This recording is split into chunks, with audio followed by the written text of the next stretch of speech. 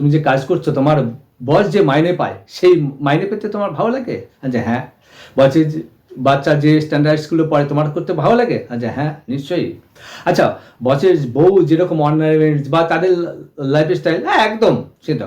বস যে গাড়িটা চলে সেখানে, আরে ওটা তো আমার স্বপ্ন, আহা এসবগুলো যদি পেতাম। আচ্ছা বেশ ভালো কথা। কারণ তাহলে তুমি এবার একটু খোঁজ নিয়ে দেখো কিসের বিনিময়ে বস এগুলো পাচ্ছে, তার জন্য কি দিতে হয়েছে তাকে। তার ফ্যামিলির সঙ্গে কাটানোর সময় নেই, তার জীবনের শান্তি নেই, তার ব্লাড প্রেশার বাড়ছে, তার সুগার বাড়ছে, এই সমস্ত কিছু মানে উল্টো দিকতেও তুমি দেখে নাও। এবার যদি মনে হয় তার সত্ত্বেও তোমার এগুলো দরকার, গো হে, গড ব্লেস ইউ। কিন্তু আমরা অনেক সময় ভালো দিকগুলো যতটা উৎফুল্ল হয়, আমরা এটা ভাবি না কিসের বিনিময়ে সেটা আমরা পাচ্ছি। এইগুলো কিন্তু